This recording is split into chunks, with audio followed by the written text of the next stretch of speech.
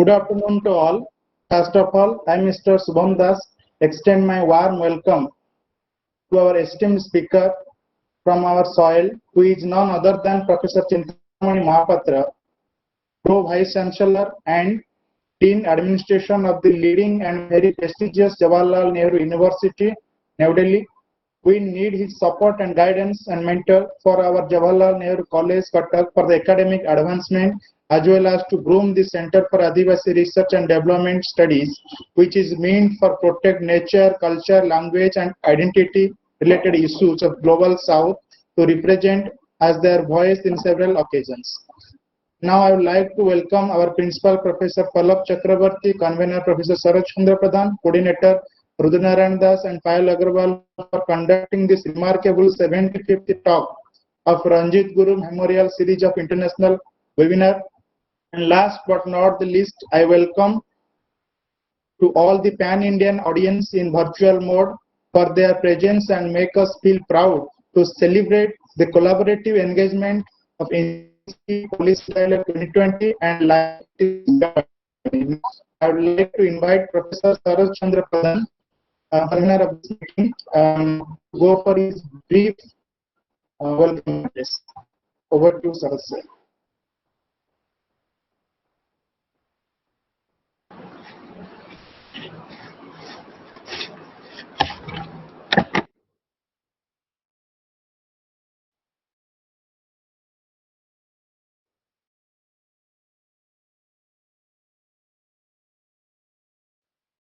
Dr. Pradhan, you are muted. You have to unmute yourself.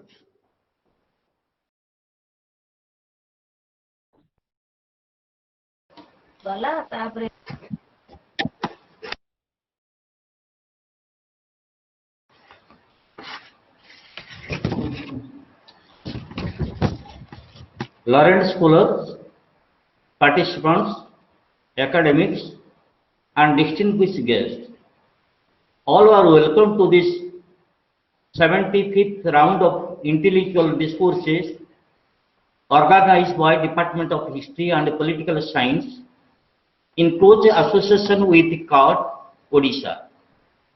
Dear friends, the current pandemic has placed the whole world at a standstill, with nations going into lockdown to all stall the virus' relentless march. Still today, there is no sign when situation will stabilize, but it is certain that the peoples are learning valuable lessons through this global crisis. But it is sure life after COVID-19 pandemic will be changed for the better. Aristotle, the celebrated philosopher, taught, it is during our darkest moment that we must focus to see the light. Thus, this is the right time to look ahead at expected improvement in the post-COVID world. We all are agreed, life after COVID-19 outbreak will never be the same as before. We are waiting a new beginning despite of affected unprecedented crisis. Almost everyone agrees humanity will try to find strength to recover from global crisis. Nationwide lockdown, shutdown, cut off communication, social distancing might be bring changes.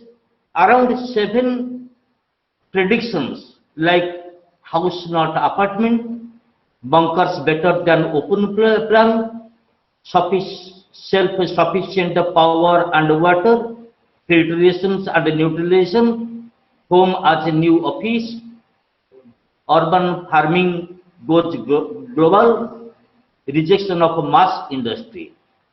During these unprecedented and desperate times, it is truly a pleasure and a privilege to have Professor Chintamani Mahapatra, Rector, Pro Vice Chancellor, Jawaharlal Nehru University with us today. He is the mentor, guide and a great advisor of many gurus of his country, of this country. Our co-partner and advisor, Dr. Vikram Kesari Jena, Director CARD, is one of them. I take this opportunity to introduce Professor Chintamani Mahapatra to our participants. Professor Mahapatra is a Professor of American Studies at the School of International Studies of Jawaharlal Nehru University, and his wide-ranging and encompassing academic intervention over the last 4 to 5 decades have been truly inspiring and commendable. He is also the editor of Indian Foreign Affairs journals. He is a face of world of academics and knowledge too.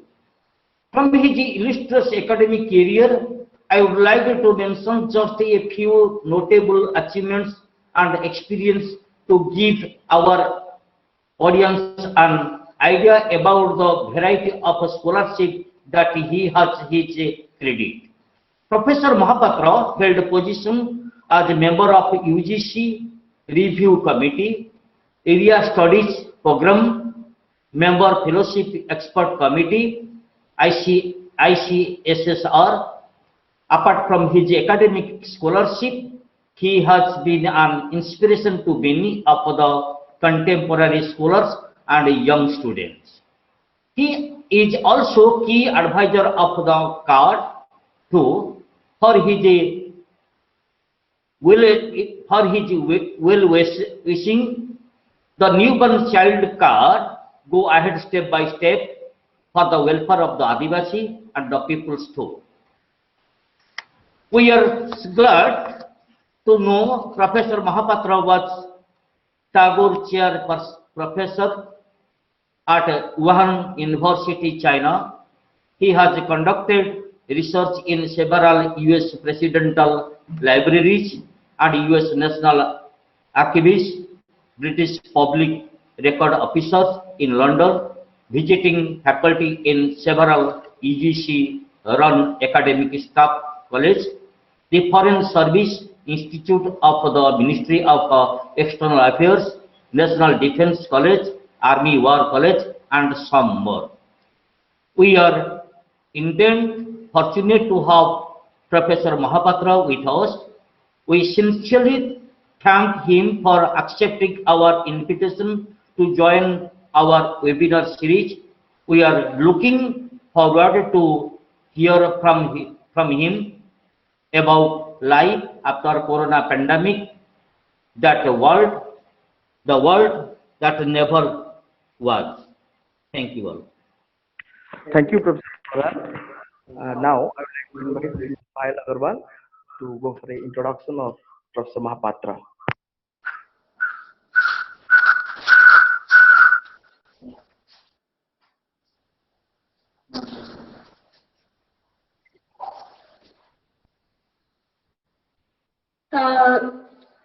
Thanks, Rudra sir, for giving me the honor to introduce our esteemed and eminent guest for today's lecture. First and foremost, warm greetings to one and all. Today, we have in between us a renowned person, Professor Chintamani Mahapatra. He is the Pro Vice Chancellor of Jawaharlal Nehru University and Professor of American Studies at School of International Studies, JNU, New Delhi. He is also the founder and honorary chairman of KIPS and the editor of Indian Foreign Affairs Journal. He is a regular commentator in newspaper and on audio-visual media on international affairs and has a rich academic contribution. He has held very important positions such as member UGC Review Committee, member Fellowship Expert Committee of ICSSR and lots other.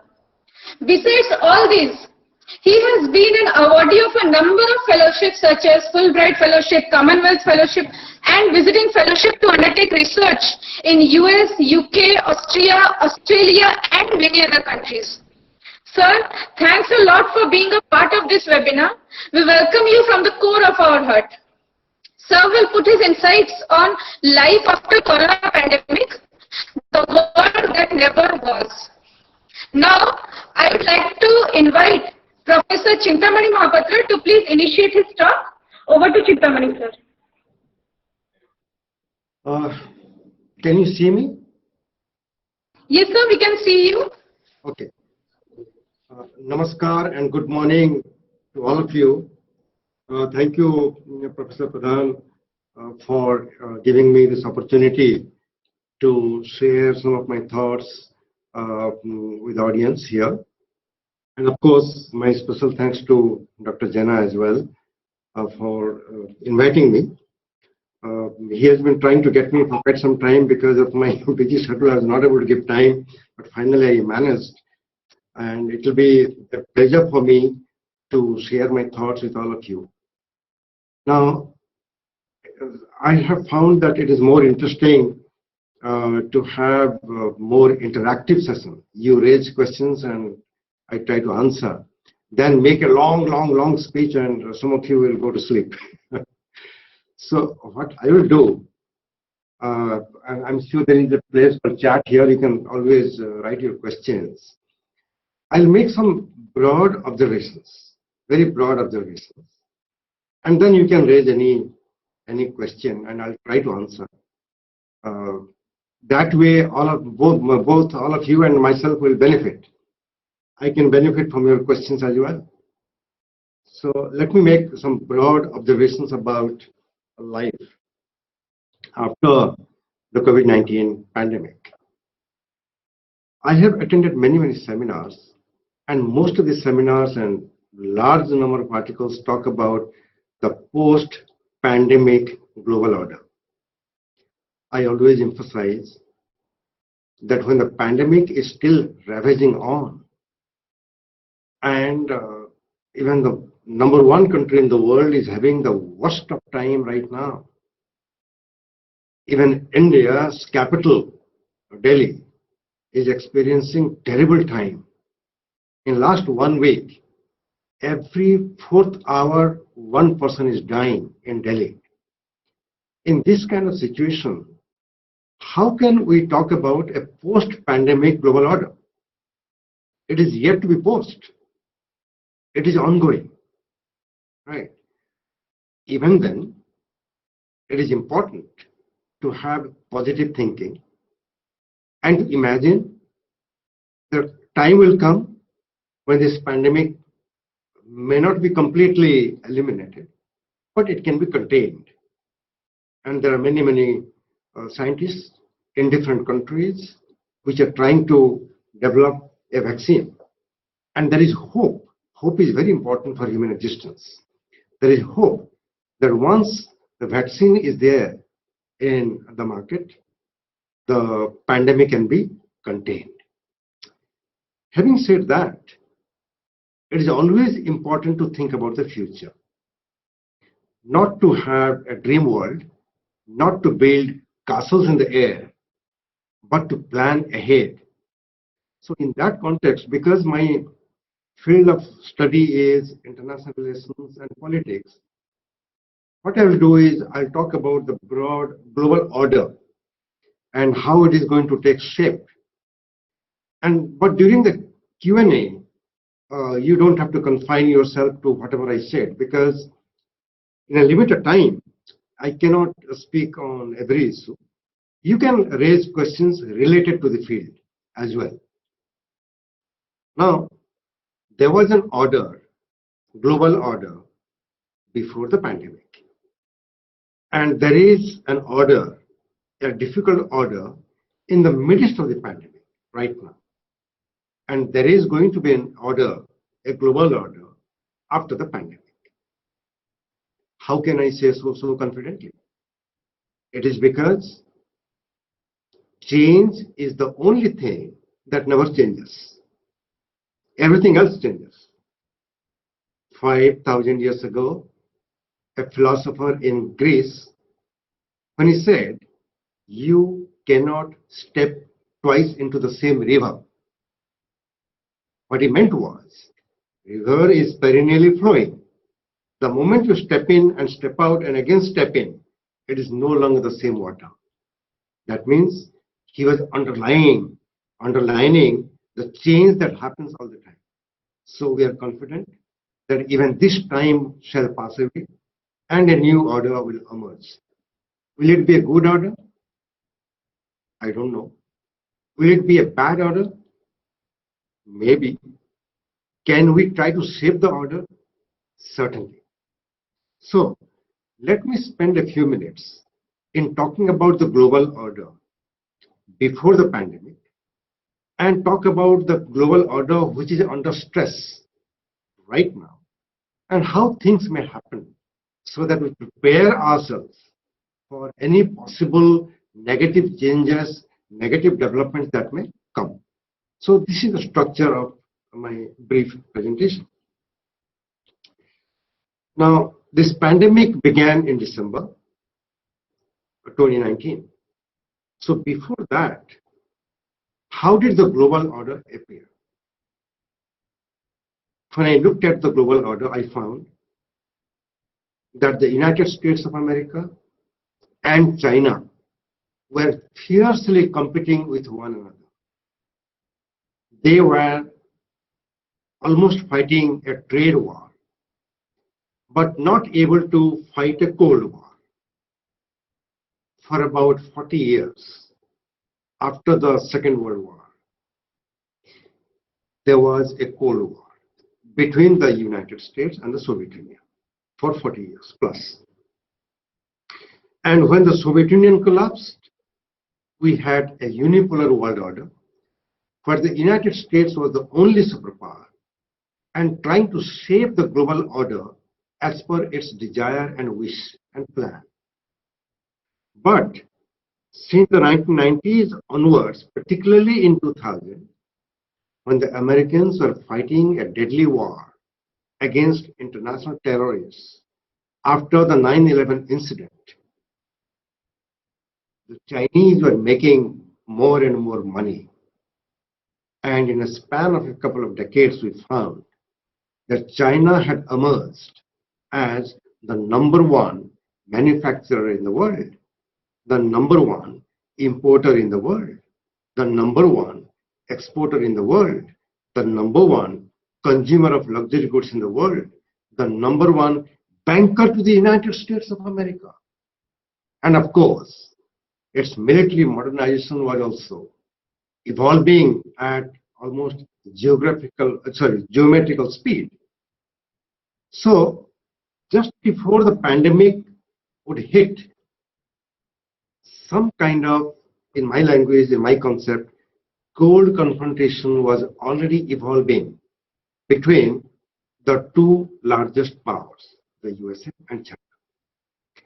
The Americans were fearful, were afraid of a relative decline of American role and influence in the world.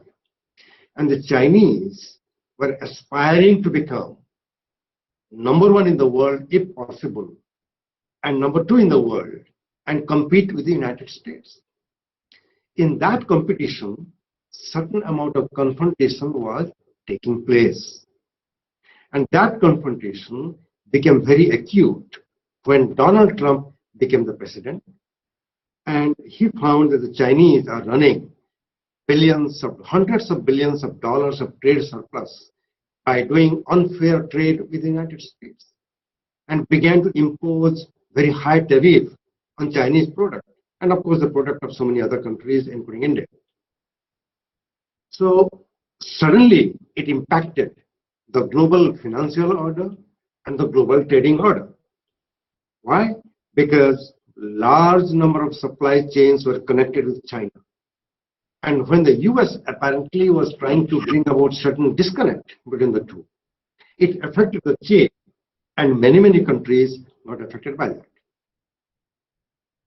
And then in South China Sea, when the Chinese Navy was flexing the military muscle, the naval muscle, and even claiming so many islands which were claimed by many other, about 5 countries, Chinese were flexing the muscle because they were #1 power. And the US said, you cannot do this. you cannot say this is your territory. But China will claim an area of the water which is as large as India, saying Chinese sovereignty would work in this area in South China Sea. And the Americans and the Chinese would be fighting with one another, competing with one another. America would say, we believe in freedom of navigation. Chinese would say, declare before you enter our waters, and a lot of tension. So I argued both in my writing and my speeches that this is not a Cold War. The kind of Cold War we saw for 40 years between the US and the USSR, but it is cold confrontation. And why did I say it's cold confrontation? Because unlike the former Soviet Union, China has very deep interdependence with the United States on economic issues, mutual trade, investment to the tune of billions of dollars. So they cannot afford a kind of Cold War they fought with the former Soviet Union, right? But at the same time, they could not live peacefully. As the Chinese would say, there cannot be two tigers in the same mountain. And they would compete. In that competition, there was confrontation. So this was one scenario. There was another development in the world, very major development. When the Soviet Union collapsed, disintegrated, at that time, a mighty power, a superpower, lost all its influence around the globe. And the most important component of the former Soviet Union was Russia. The United States literally ticked off Russia as a major power. You are not a major power anymore. Then the focus in China. But before the pandemic, a few years before the pandemic, we saw that Russia is returning as a major power with a bang. In most of the events taking place in Caucasus, in the Middle East, Russia was asserting its influence. In most of the steps to contain the Iranian nuclear ambition and the North Korean nuclear ambition, Russian help was imperative. And Russia under Putin was emerging very fast as one of the major powers and not to be ticked off. You cannot ignore us. Remember, please remember, Russia even today has the capacity to destroy entire United States physically. They have that military capability. Economically, they are completely out. They were not in a position to compete with the USA. But militarily, they continue to be an important power. So when Putin began to assert its power and influence in the Middle East, in Caucasus, in parts of Europe, and even in Venezuela, in Latin America, that was a big systemic change in the unipolar world order that came into being after the Soviet collapse. Number 3, a major development took place in Europe. Many teachers started teaching in the class about European Union being one of the best examples of regional integration.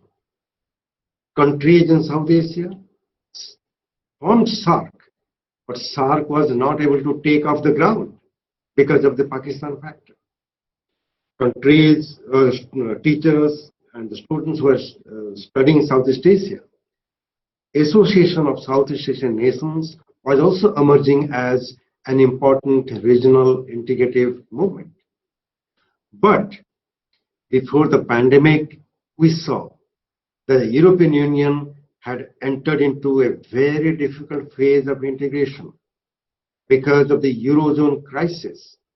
Some of the member countries of European Union were on the verge of bankruptcy, like Greece and Portugal, and even Italian economy was not doing very well. So European Union stopped becoming an example of regional integration. In Southeast Asia, ever since the Asian financial crisis of 1997, ASEAN was still trying to mend its and repair its relationship and make ASEAN truly a new invigorated regional grouping, right? And when European Union was not doing well, ASEAN was facing all kinds of regional integration problems. And the United States were declining rapidly. China was emerging very fast as a major power. And some of the people thought that China may as well replace the United States as the #1 country in the world. That was part of the discourse. Next point is equally important. One of the major changes in the global order, which many Indians were not even prepared to accept. Some of them did not realize this. But those who observed the mega picture in India, they found that India was fast emerging as a global player. Indian economy was becoming an example of growth rate. Indian military became one of the important powerful entities in the world. Indian diplomacy was doing so well that many major countries were trying to chase India and improve relationship with India. India had become a very respectable member of G20. Quite a few countries around the world began to talk about India's credibility and credential to become a permanent member of the UN Security Council. India's emergence was taken due note by the foreign scholars, by the foreign governments, by the foreign analysts very well. In India, of course, when you talk about India, India mein garibi hai, rasta theek nahi hai, ye flood hai, वगैरह वगैरह. But sometimes it is important to also know yourself from the eyes of others, so that you can have a more balanced picture of where you are in the global order. And when Narendra Modi became the Prime Minister, from then on, India came under more and more spotlight. India's equation with China, with Japan, with the EU, with the United States, with Australia was really galloping. Right? All these things were happening before the pandemic. Finally, the globalization, which all of you know, was rapidly expanding. But a couple of years, maybe a few years before the pandemic struck the world, even globalization came under challenge. The Western countries, including the United States, they realized that globalizing was creating negative developments in their respective societies and countries. Jobs were migrating to Asia, and the local people were becoming unemployed. So some kind of deglobalization process had started. Some kind of anti-globalization movement had picked up just before the pandemic. And very interestingly, in an important place called Davos, where you have this group of economic powers who go and meet and deliberate upon things, it was surprising that the Americans were not talking about promoting globalization. It was Chinese Xi Jinping who was talking about globalization. So this was the order before the pandemic. Now, next component of my talk would be what's happening in the middle of the pandemic. The moment the pandemic spilled over the Chinese territory and first moved into Europe and then to the United States, the entire global financial, economic, political, strategic order came for a massive disruption. And the disruptions are really massive. Can you believe that in the United States, suddenly they found that they may be having fantastic number of intercontinental ballistic missiles and the nuclear bombs and the mini nukes and so many weapons with hundreds of military bases around the world, the #1 power in the world. They realized how a virus can kill the Americans. And today, more than 235 Americans are dead because of the virus. The health infrastructure of the country was so weak. The hospitals were not prepared. It was the United States, the leader in many fronts, which had already started a program, a policy called Global Health. Even then, they could not realize the intensity of the pandemic, how it would hit them very hard. In the process, what happened? Large number of American companies, big companies, medium-sized company, smaller companies, or most of them were on the verge of bankruptcy. Because the restaurant business, the travel business, the aviation business, all came to a standstill. Millions of people became unemployed. In India, we know what is poverty. Garibi kya hai malum hai. But abhi America mein jaake dekho kya garibi hai. How people stand in the queue for food in America. Now, this was a major disruption. Then this side, China, we actually do not know what is going on in China. But the Chinese claim that we have won over this virus. The Chinese claim that their economy is back in the business. So before that, there was competition. There was confrontation. The US was declining. China was rising. Now that pace of change has become more. The decline is faster in the US. The rise in China is faster as well. Number 3, large number of developing countries, including India. We have faced a problem. It is so massive. Some of you must have watched the plight of the migrant laborers on television. Whatever you read in the newspapers, whatever you watch on the television, are not the complete picture. In all the countries, the reality is much worse, much more pathetic. The unemployment is so outspread. People don't have money to buy things. And the companies are also going bankrupt. What would they do? Of course, the government is trying its best to give all kinds of stimulate packages to stimulate the economy. But the situation is really grave. Now, we all know about the migrant laborer plight in India and unemployment plight in India. But when you see at the global level, most of the migrant laborers, international migrant laborers who have left the country and gone abroad, earning money, sending money home, and many families are doing very well. All those remittances came to a standstill. A few years ago, in 2008 and 9, when there was global recession, the World Bank predicted that the remittances will reduce by 5%.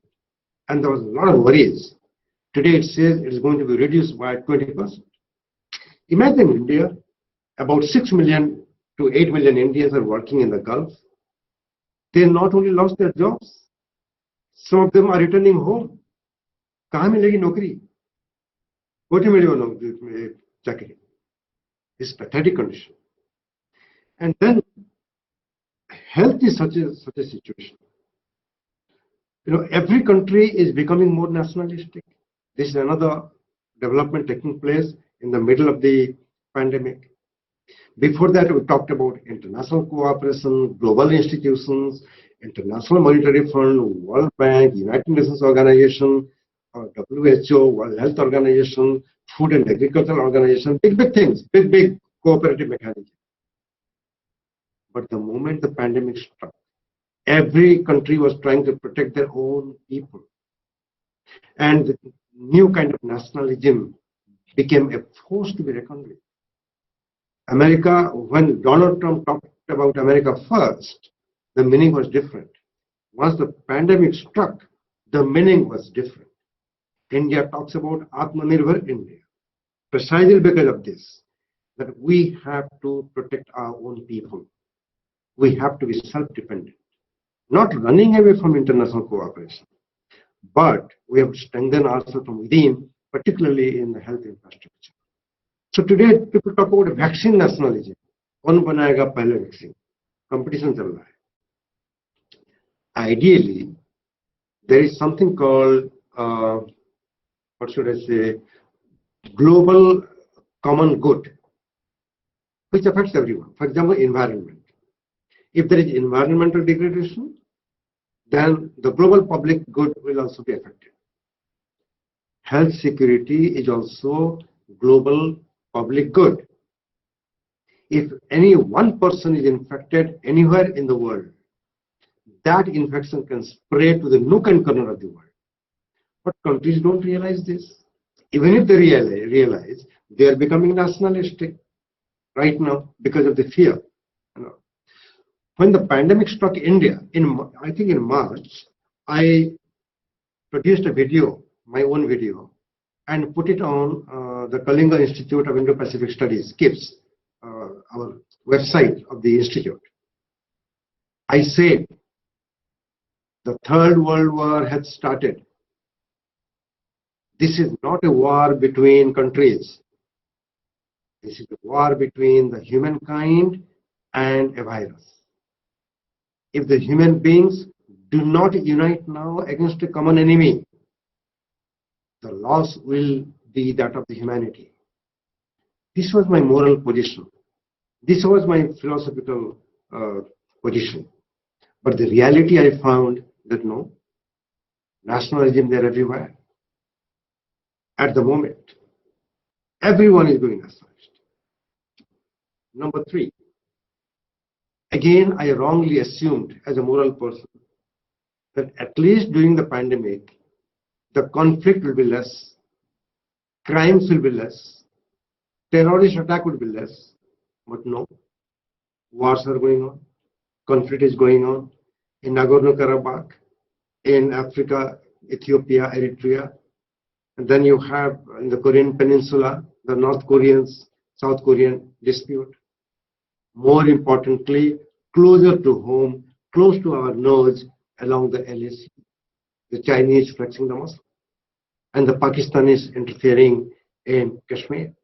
The war is going on. I mean, can any sane person even think or plan that let us first fight with the virus, later with the human beings? But it is happening. That's the reality. So conflict has not stopped in spite of the pandemic. Before the pandemic, there were conflicts, there were negotiations, there were attempts to bring about ceasefire and all. But in the middle of the pandemic, it is more difficult. People can't meet one another. So this is another major change taking place right now. And I think the principal made a very interesting remark that how the nature of job is also changing. Many companies are realizing that people can work from home. That means offices are closed. Large number of people, lakhs of people are working from home. And this will carry on to the post-pandemic world as well. And then there is another devastating impact of the coronavirus right now. That is on education. All the participants and me are part of the education sector, right? More than 1.6 billion students around the world could not go to school. They are staying at home. Their learning has slowed down. Yes, efforts are being made for online education. Even this webinar is taking place through online means, no doubt about it. But there is an acute digital divide in the world between the developed and the developing countries. Within the developing countries, the digital divide is not confined to India. Even in the city of New York, in the USA, even in Japan, you have digital divide. And in the process, education sector has suffered tremendously.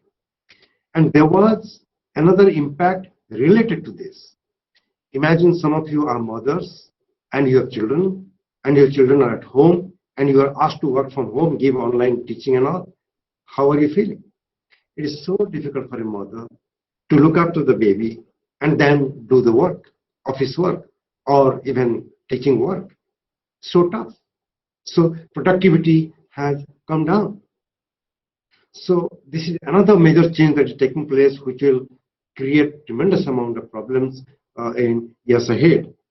So economy, education, politics, security, everything at the moment appears to be in danger, in addition to the health crisis that we are facing today in the middle of the pandemic.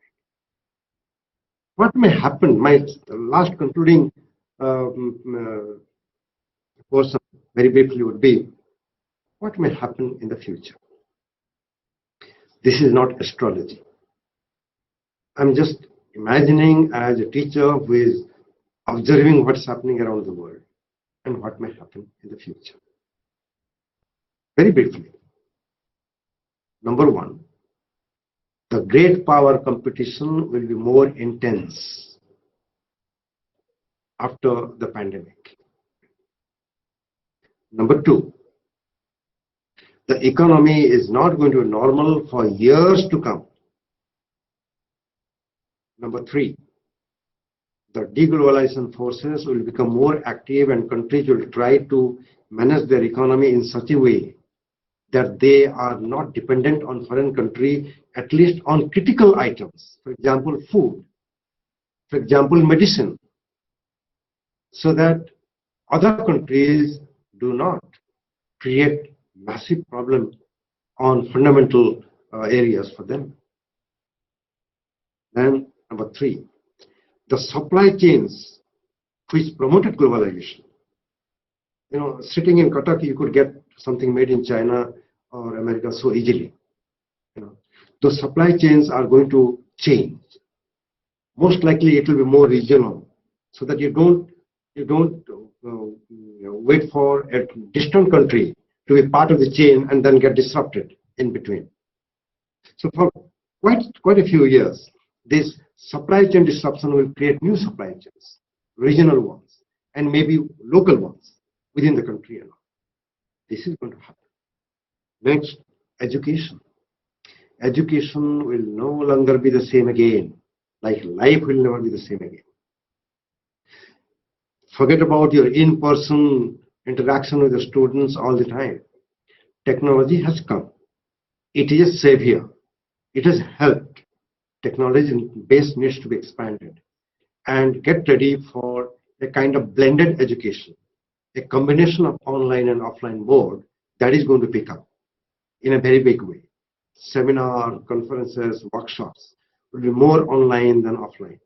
That itself will have its own impact on the economy. Then technology.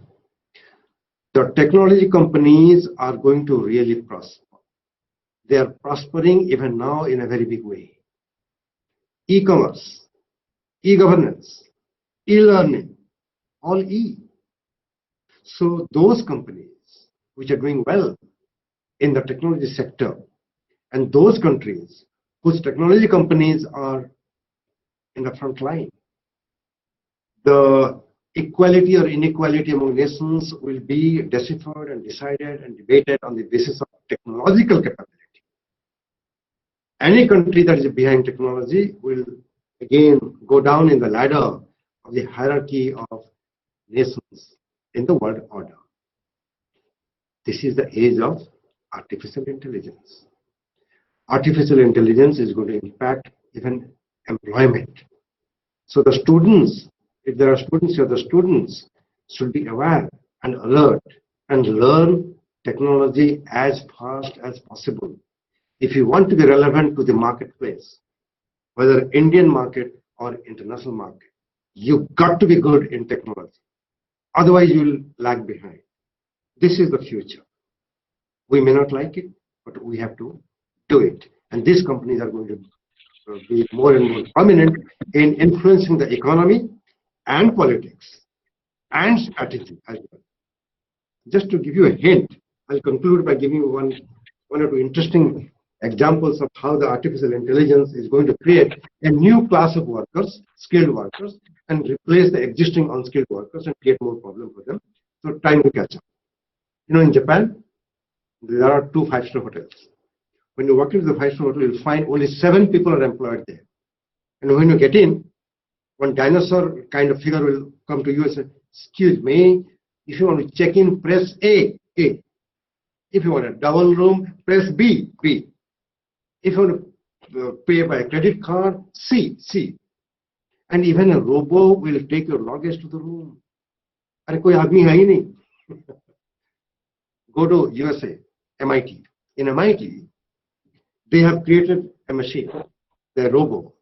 If there is a court case coming up, you just feed the information to the robo. In a few minutes, the robo will analyze last 100 years of similar cases and tell you whether you're going to win or you're going to lose. Medical science. In China, robots are employed in myriad hospitals. Myriad hospitals. Even in the airport.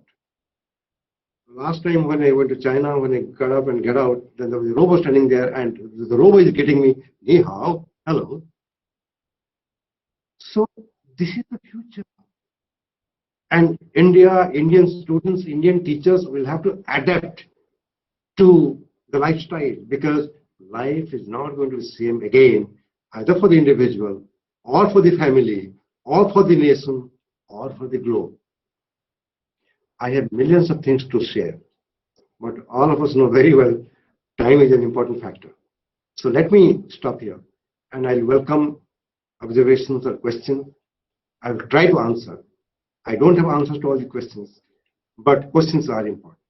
Thank you very much for patient listening. Namaste. Thank you, sir. Sir, you have thrown a broad picture and overview of world politics during the time of this pandemic, as well as you have chalked out the trade war between US and China and the regional cooperation during the time of pandemic, as well as the emerging global order, China's role in the China's emerging role in the global order, as well as the job crisis and health issues during the time of pandemic. Sir, I have actually gone through an interview of a famous Israeli historian, Professor Yuval Noam Harari, with Indian Today News, who has rightly said that to deal with this pandemic situation, developed countries need to extend support to the most needy countries, those who are poor countries, to tackle this unprecedented situation. But that you have rightly observed that the vaccine nationalism of nations we came to see, instead of cooperating to each other, that has been expected more. So there are a couple of questions in the chat box. One question asked by Bikram Kesari Jana. The aggression that sourced by China was from Xinhuati, the leading makers of these ancient countries. If we look back about the author of Legalism by Confucius, was mentioned many things of this time which took place. Your philosophic observation on this country's Cold War in globalizing the pandemic COVID-19.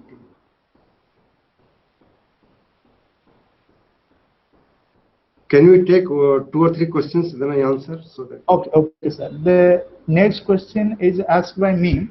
So how you visualize China's debt trap policy after Chinese taken over Sri Lanka's Hambantota port, when the latter failed to pay more than $1 billion debt? One question asked by Payal Agarwal. What will be the new global world order after the pandemic? Then another question is... Okay. Let me answer this. 2 minutes.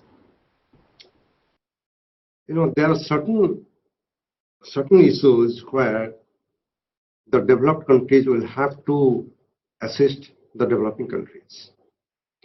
At the moment, no single country is able to give official bilateral assistance to countries. Whatever they're giving is just peanuts. Over the years, most of the assistance in terms of grant or soft loan were given by World Bank and the IMF. And at the moment, we are facing some contradictory trends.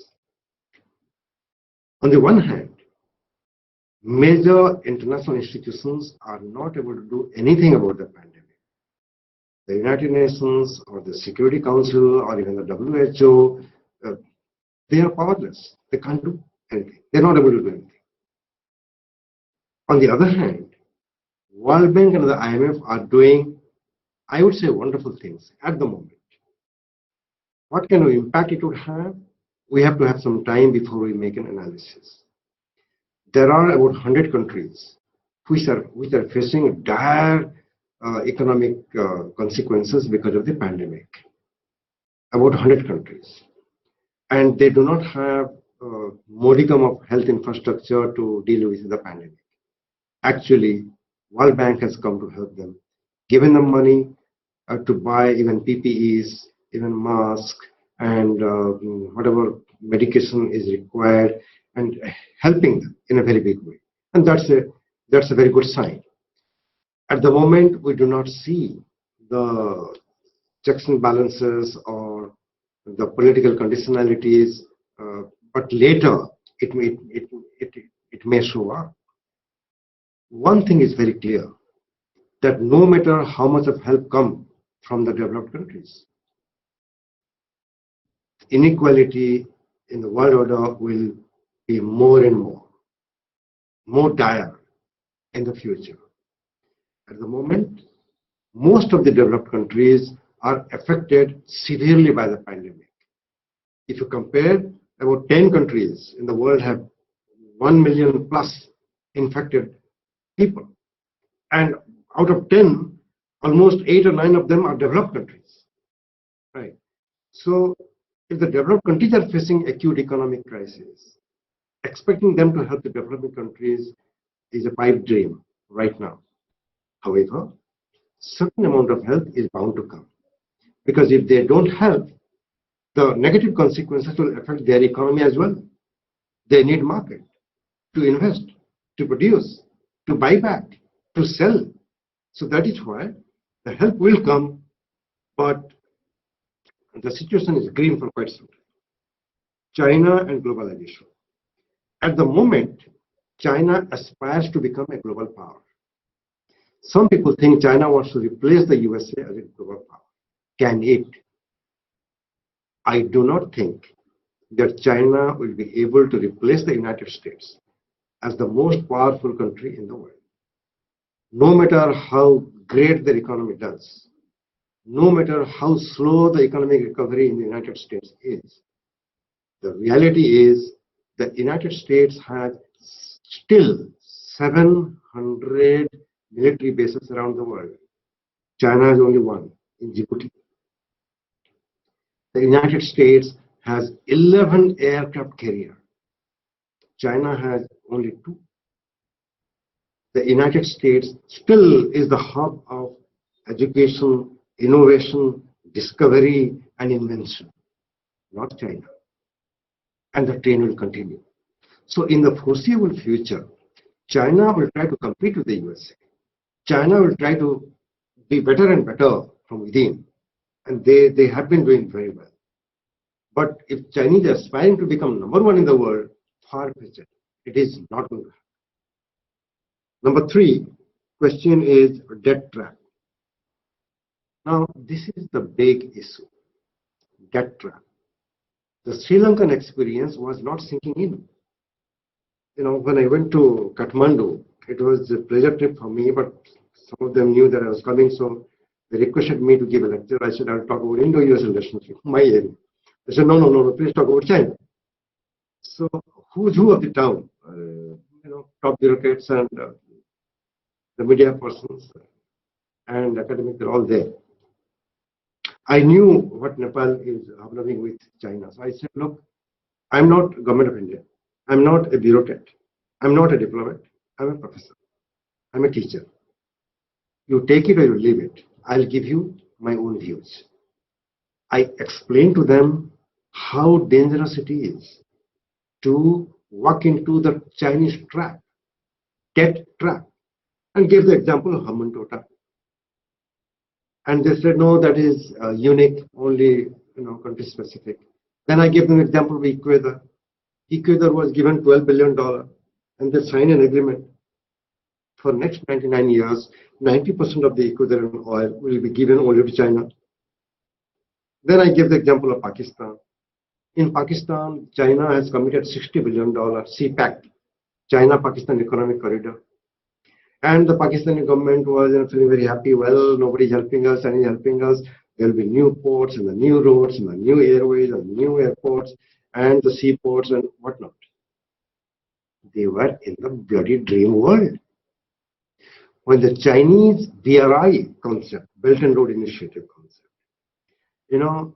it's the Chinese who give the capital, the Chinese who send the technicians, the Chinese who give their engineers, the Chinese, everything goes there, including the workers. How is Pakistan going to get benefit? It is becoming a rentier state. Slowly, East European countries have realized it is walking into the debt trap. So Americans and Indians are now highlighting more and more, because it is not only against the environment, there is no environmental protection. It is also creating debt trap. Chinese are flush with money. Others are dreaming about infrastructure development, but where is the money going to come from? Is it free? No, it's loan.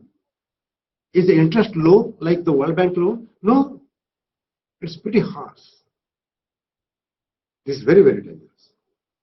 And about the new global order that is going to happen, again, the liberal economic world order that some of you read and probably taught in the class, that is facing tremendous amount of stress already before the pandemic.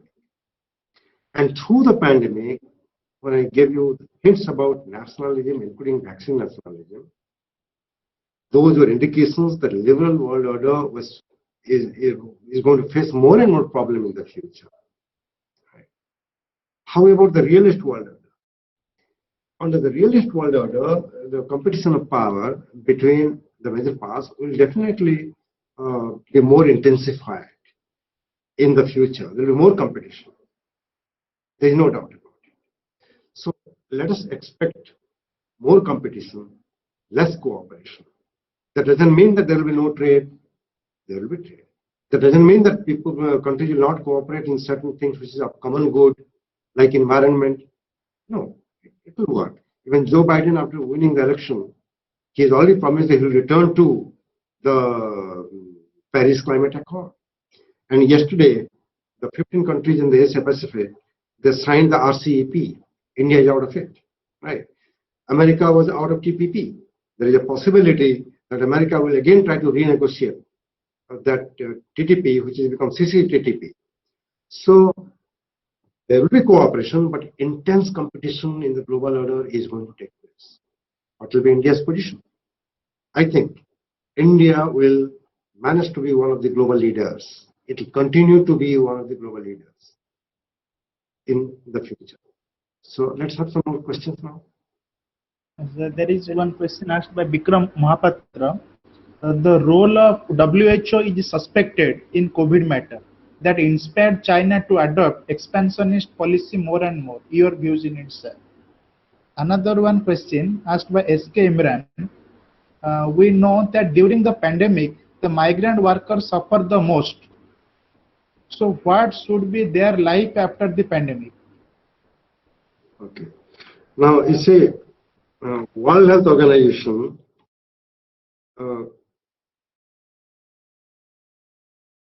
World Health Organization is not the only organization where the Chinese penetrated. The Chinese money and Chinese influence have penetrated into every country in the world, including the United States. And mind you, even to the education sector. The way they are proliferating Confucius institutes in many, many countries are pumping in the Chinese view, Chinese culture, Chinese way of looking at things and all. That is creating a lot of problem already. That is why in the USA, FBI has asked all the universities, close down all the Chinese funded universities. In WHO, they did the same thing. Now the big debate that is going on is whether China is responsible for spreading the coronavirus around the globe. Was it a Chinese strategy? There are many controversies around it, and some people have written books even before the pandemic that such a thing would happen. They've identified Wuhan as the place. They've identified the same laboratory as the place. But it is very unlikely, in my view, that Chinese government would have deliberately done this. For two reasons, I'm saying so. Number one, a government cannot do something where millions of people within its own territory will be infected, and then they will spend money and develop a vaccine and things like that. It is not intentionally done. Number two, why should China do such a thing in the globe when the global order was favoring its economy and its interaction with the rest of the world? That will go against them. So my logic says the Chinese government did not do intentionally. Does it mean that China has no role? Does it mean we cannot blame China? I think China needs to be blamed for the simple reason that when it was discovered and there was a whistleblower in China, that guy was punished. And China did not inform either WHO or other countries in time for preparation.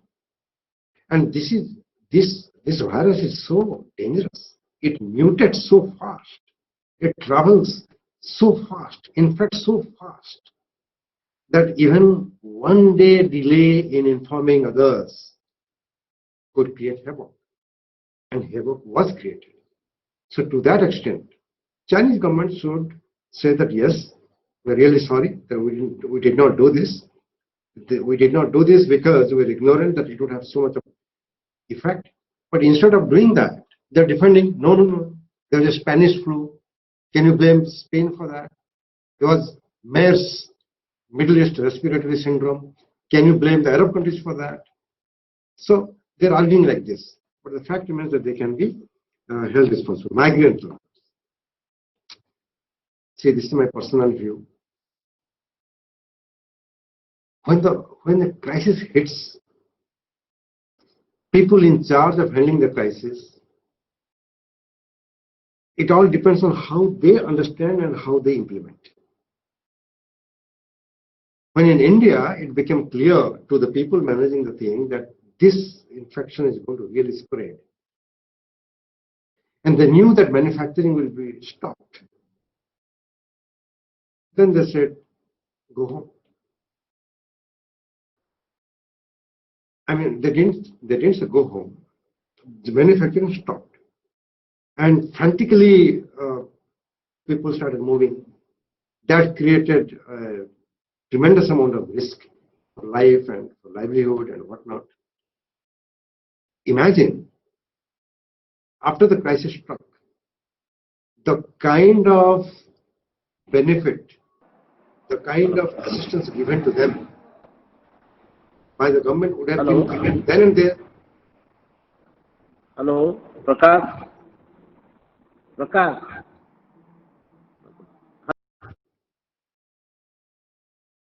Yeah, then and there, if the help would have been given, they would not have run away from the factories towards their home, facing all kinds of crises. Anyway, that is past, and now at least the government is committed to give lunch, breakfast, dinner for everybody. So that has controlled the negative reaction in a very big way. But once the pandemic is now being tackled in a very subtle way, some factories have opened up, and some migrant laborers have returned, and they're already working. And the pandemic is not affected the whole country at one go equitably. It's only more than half a dozen, 7, 8, half a dozen hotspots are there. So in a very staggered way, very careful way, the opening up is already happening. So jobs will be recreated, manufacturing will restart slowly, and I think the situation will be better. But it's not going to be perfect. It's not. Suffering is still ahead, I would say. Thank you. So, can we close now? So there are 2 or 3 questions. Okay. One question is asked by Satyavrata Beura. Mhm. I he asked that I think we are very fast in framing a scenario of post-COVID world. Still, the world is calculating the numbers of affected, dead, and under treatment. Millions of people are moving towards the unseen upcoming danger. How you view it, sir? Now, SK Imran had a question. What's, uh, what should be the life of atheists after the pandemic? Because their logics and sciences had been failed to fight against it. Will they turn to be religious, and they will also do the blind belief like others? Okay. You know, whatever figure you're seeing on a television screen or in the newspapers, those are all understatements.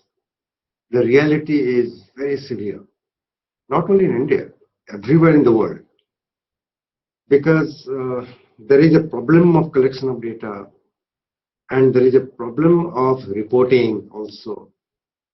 Even in the United States, many people don't go to hospitals after getting infected because they don't have money. They don't have health insurance. They don't go. Another category of people don't go because if they go to the hospital and die there, that will be an isolated death. Even their near and dear ones cannot see them. Right? So they think better to die at home so that my son or daughter or whoever can at least take a look at my dead body, rather than go to a place and die like an unknown mosquito. Nobody would know. This is another reason. And the third reason is about, in India specifically, the data we get from government hospitals. There are so many private hospitals. And the similar logic is happening here also. So we are not getting the clear picture, and that is why it is still very dangerous. And we should not undermine it. And whatever little talk I have with many different kinds of people, both who are working on the ground as well as in the hospitals, and even my friends in the bureaucracy, I know that there is no other way at the moment than to use the mask and the social distance and hand washing. It is better that we try for prevention, because once it affects, you never know what is going to happen. Young people have died, old people have died, healthy people have died, unhealthy people have died. This virus is non-discriminatory. Ministers have died. Even it entered the White House also in the United States. So let us be careful. Life is still very uncertain. How the atheists are going to think about it, I think they can speak better how they are looking at it. But one thing, let me say, logic has its own limitations. Logic may not lead to a rational thinker to the truth. There are limits to rational thinking as well. When you look around the world and the kind of things that's happening, you will very soon realize, if you observe, you can't even move a bloody leaf in a tree on your own. 99.99999% of the things happen which are beyond your control. And then you still think that it's all because of rationality and understanding and science. The scientist Newton, who discovered the law of gravitation, he wrote many more books on religion than on science. The scientists, the true scientists, are more polite, more surrendered to the unknown and the Almighty, who may not look like Lord Jagannath or some Allah or somebody. They may not look like. They are Nirakar Brahm. So even the scientists, at the peak of their knowledge, they become polite. So I would say, and quote from our scriptures, Namanti Gunino Janaha Namanti Phalina. When you see a tree laden with fruits, it bows. So when you become knowledgeable automatically humbleness will come to you. It's only a little knowledge that make you an atheist. I have regard for people who are agnostic, but not atheist. Because, you see, if you believe because Bhagavad Gita ne likha hai, you believe because Bible ne likha hai or Quran likha hai, your job is over. You become a blind follower. No good. If you disbelieve the way the atheists do, again, no good. Be agnostic. Ask a question. Try to search the answer. And in the process of searching the answer, you will realize there is some power beyond our control. And that power is true power. That power is managing the universe. The stars and the moons and the suns and the earths, they're all there. The satellites are all there. Who is controlling them? Human mind? Atheism? How does it happen? Scientific explanations of all kinds are temporary. Read Einstein. He will tell you. So, how atheists are going to feel, I don't know. But if there are atheists here, this is my answer. Thank you so much for having me. And I think we are long chat. Thank you, sir, for responding all the questions. Thanks a lot, sir. Chintamani sir for responding the questions, and thanks a lot Shubham sir for initiating the open discussion forum. Now to conclude the session, I would like to invite Mr. Shubham Das to conclude the session by giving vote of thanks. Over to Shubham sir. Thank you, ma'am. Good afternoon again. I'm honored and lucky to have the opportunity to give a formal vote of thanks for this session. First of all, I would like to thank Professor Chintamani Mahapatra for enlightening us today by his insight. I extend my hearty thanks to Dr. Vikram Kesari Jana, Director of CARD, Odisha, for his friendly cooperation to organize this webinar. Now I would like to express my profound gratitude to our Principal Professor Pallab Chakrabarty for his cooperation in organizing this event.